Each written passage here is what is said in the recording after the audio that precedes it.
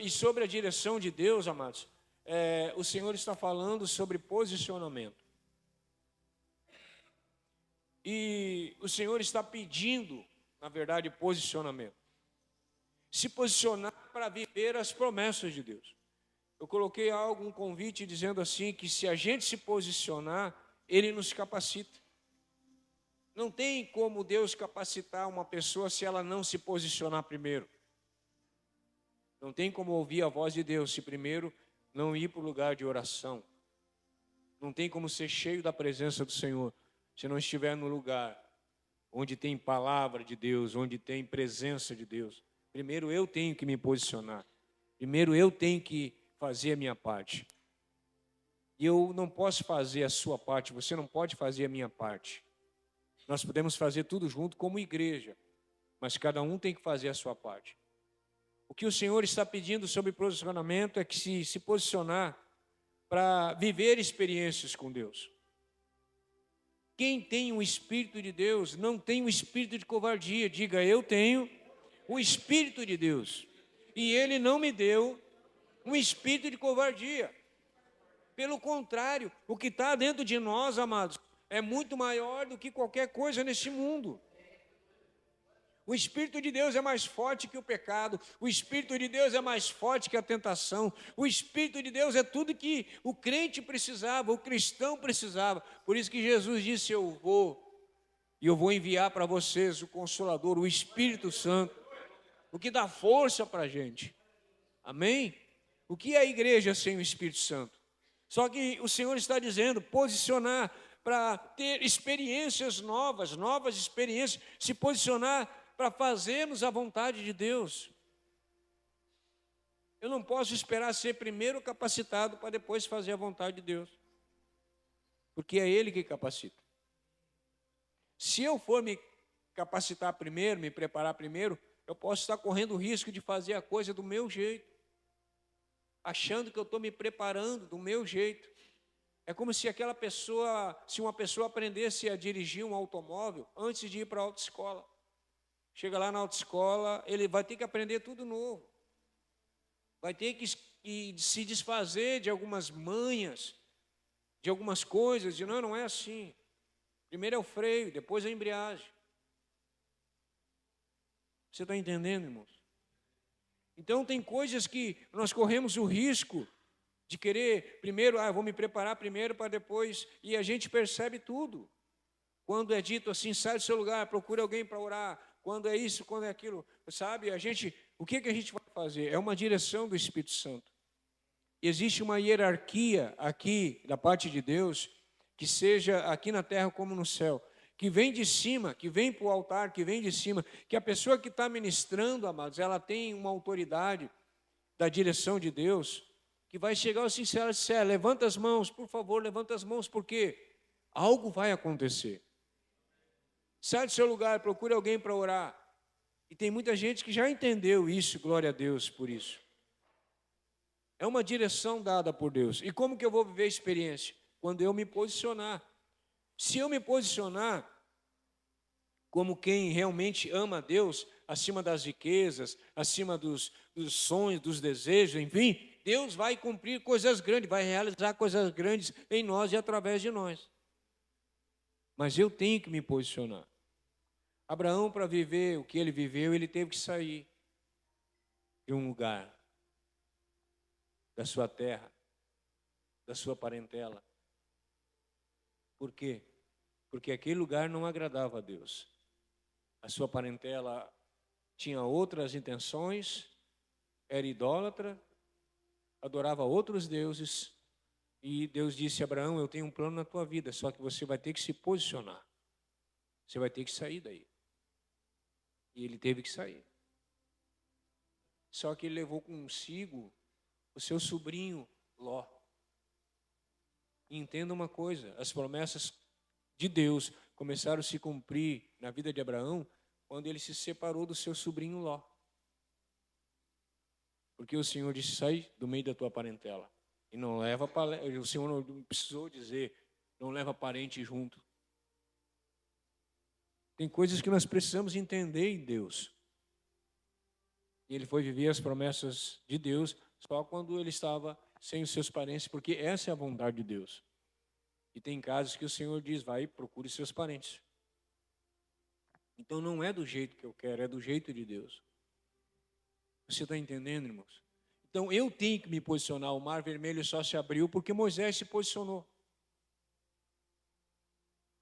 Enquanto ele estava só orando e sem se posicionar, orar já é uma bênção. Diga, é bom orar. Quando você está orando, você está procurando Deus. É bom procurar Deus, é ótimo. Só que eu preciso também fazer a minha parte, mas na direção de Deus. E Deus disse assim, e aí, Moisés, vai ficar orando aí? O que tu tem na tua mão? Moisés tocou nas águas, o mar... Se eu não me posicionar, a coisa não vai acontecer, o milagre não vai acontecer, experiências eu não vou viver. Por que muita coisa às vezes fica estacionado? Justamente por causa disso. Posicionamento. Agora, o Senhor pode tratar isso individualmente ou coletivamente, como na igreja. O Senhor pode me tratar isso, eu posso viver coisas dentro do meu quarto de oração que eu não posso trazer para a igreja. Mas nós podemos pegar coisas de dentro da igreja e também não poder levar para o quarto de oração. O desejo de Deus é o que nós precisamos conhecer para se posicionar, mas se posicionar do modo correto. Então, se eu me posicionar, vai acontecer milagre. Se eu me posicionar, eu vou viver experiências com Deus. E o espírito que está dentro de mim não é um espírito de medo, pelo contrário, é um espírito de ousadia. Eu preciso ser ousado naquilo que eu vou fazer em Deus. Porque o nosso Deus é grande. Porque a palavra de Deus é grande. E se Deus é grande, a palavra é grande, por que eu vou pensar pequeno? Por que eu vou realizar pequeno? Por que eu vou orar de modo pequeno? Por que eu vou adorar de qualquer jeito? Deus é grande. E quanto mais eu me aproximo de Deus, maior ele se torna diante de mim. De tão grande que ele é.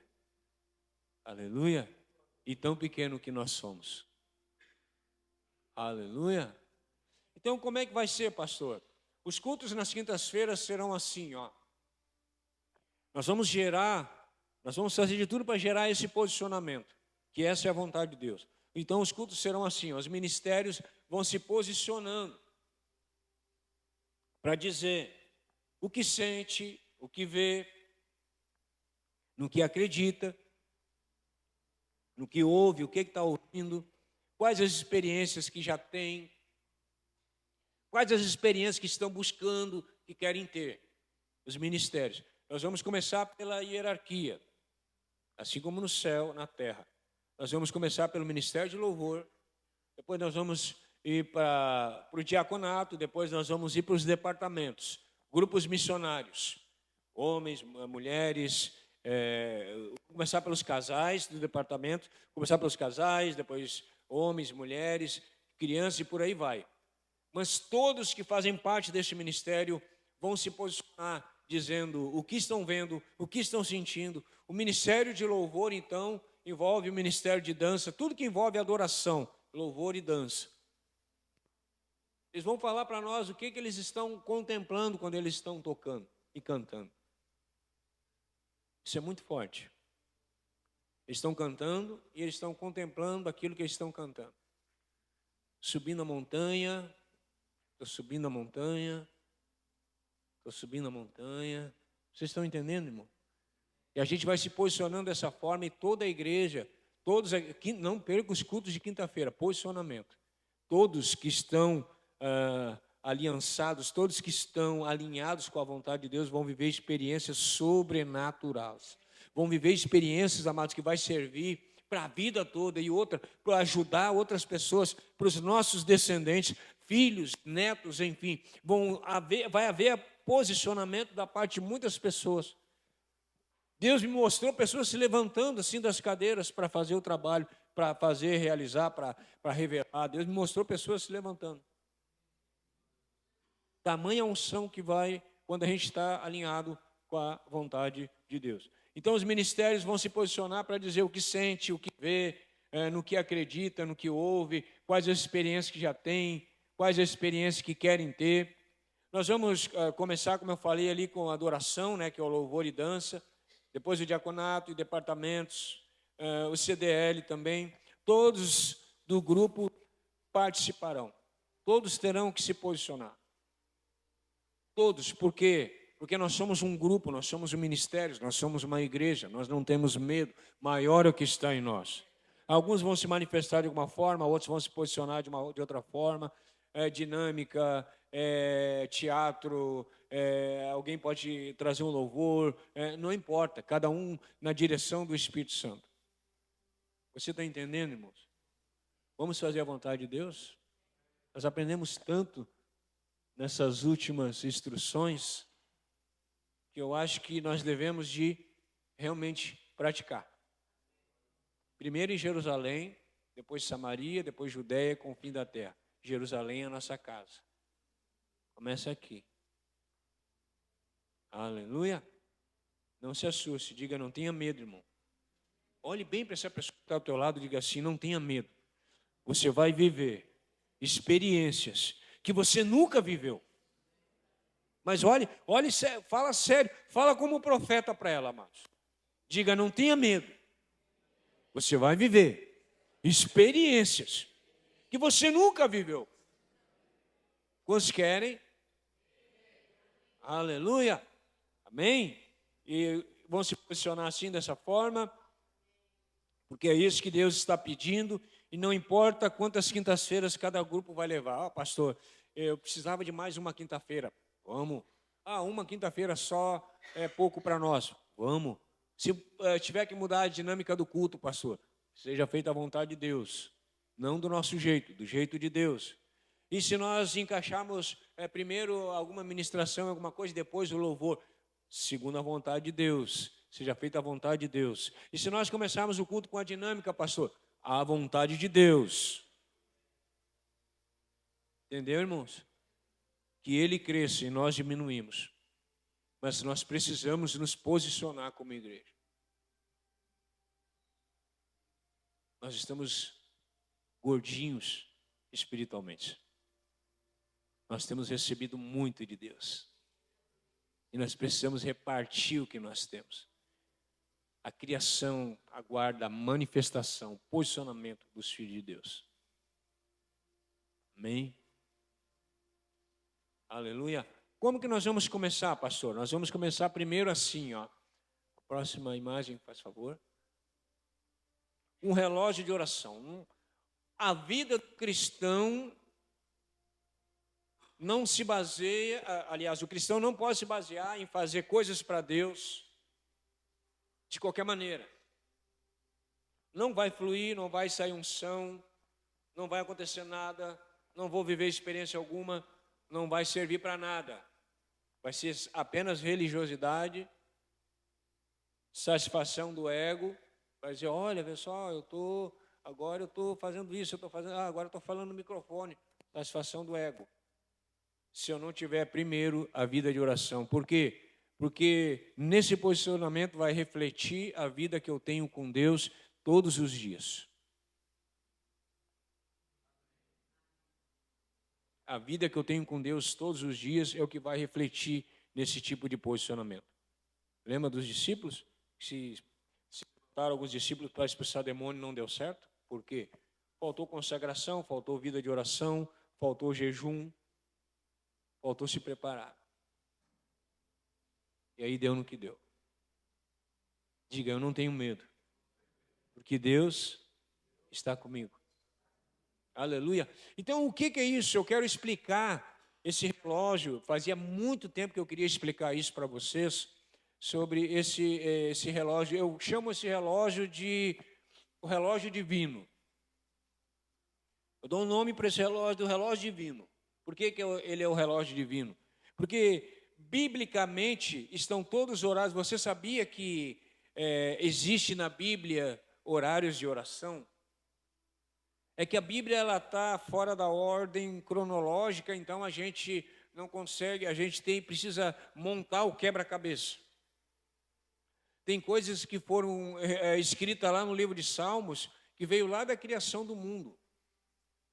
Está fora de ordem cronológica. Então nós precisamos montar isso e aprender essas coisas com pessoas que tinham experiências de vida com Deus. Vida de oração. Relacionamento com Deus. Em todo o Antigo Testamento, Deus olhava para a terra e procurava alguém, e procurava alguém, e procurava alguém. Daqui a pouco ele achou Davi. Aleluia. Daqui a pouco ele achou Noé. E foi indo, e vai procurando, e ele ia procurando. O Antigo Testamento era todo assim. Daqui a pouco ele achou Jó.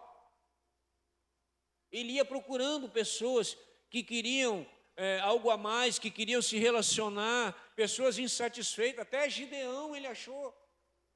Gideão blasfemava, murmurava. O anjo desceu do céu, conversou com ele, sentou e conversou com ele. E ele dizia: mas para com isso, para com essas conversas. Ele dizia para o anjo assim: mas que Deus é esse que parou com os milagres? Nunca mais deu milagre.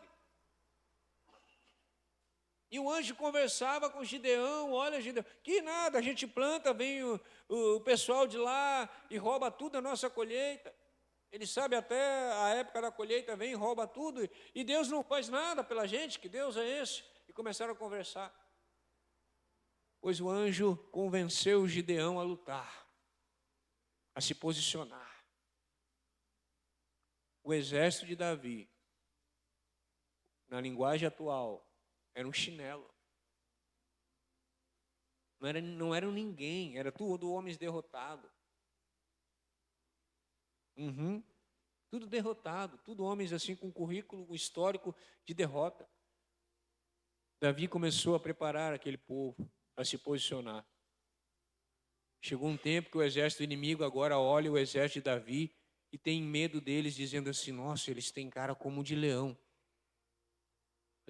Porque eles entenderam que maior é o que está dentro de nós, que o que está dentro de nós é muito forte. Você está entendendo, irmãos? Então, o que acontece? A vida de oração.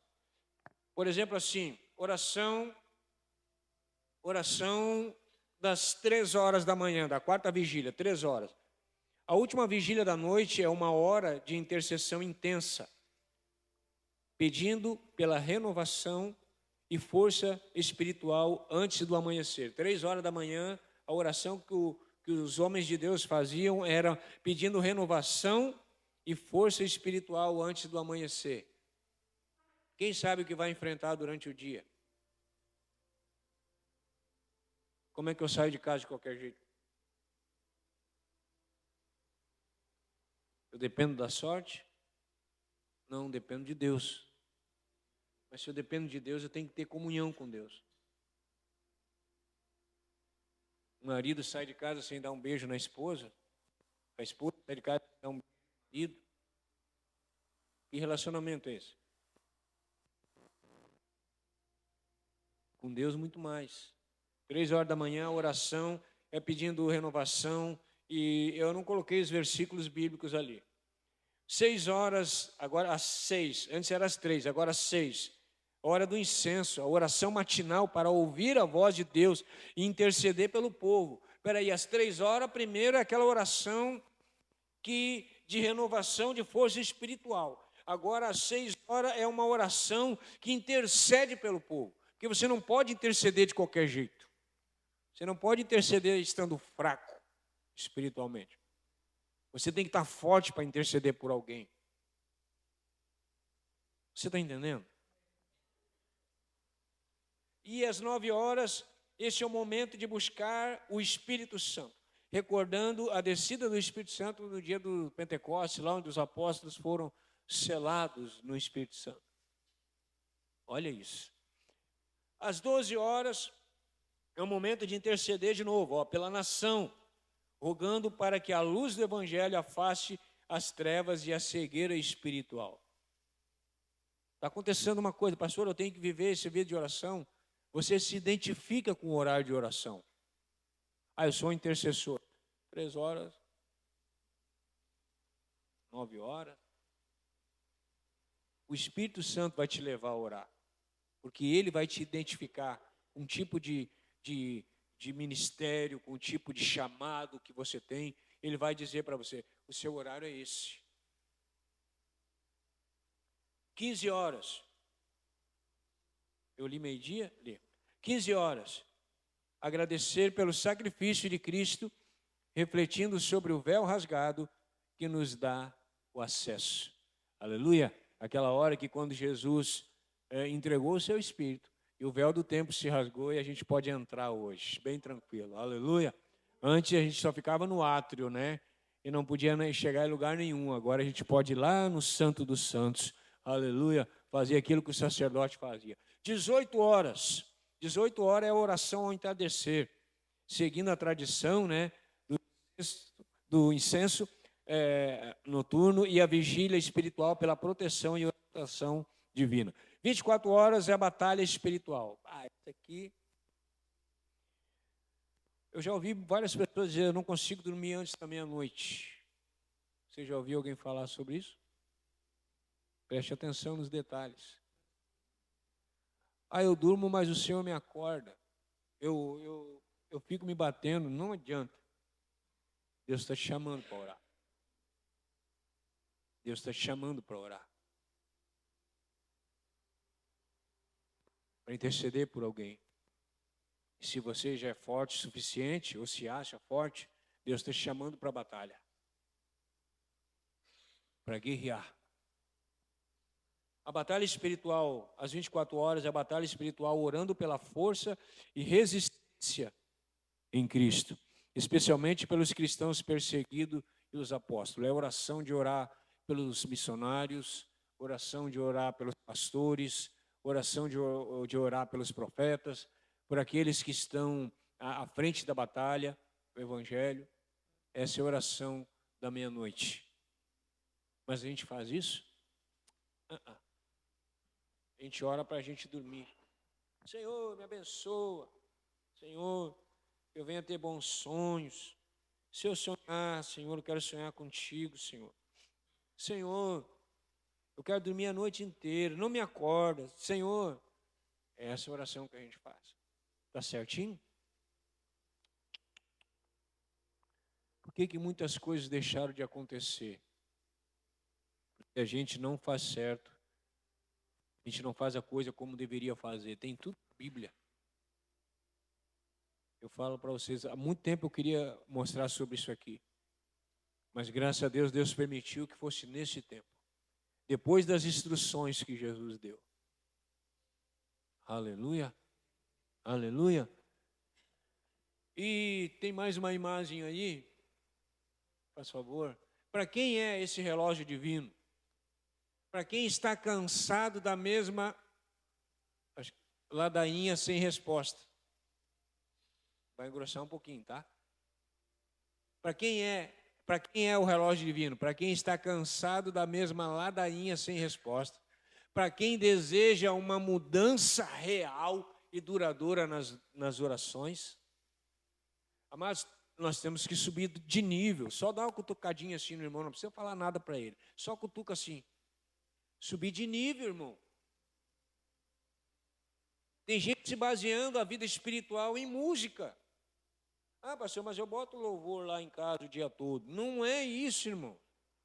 É louvor, é palavra, é oração, é estudo, é devocional. Você está entendendo, irmãos? Tem gente se baseando em videozinho no YouTube. Não é isso, irmãos. É oração, é palavra.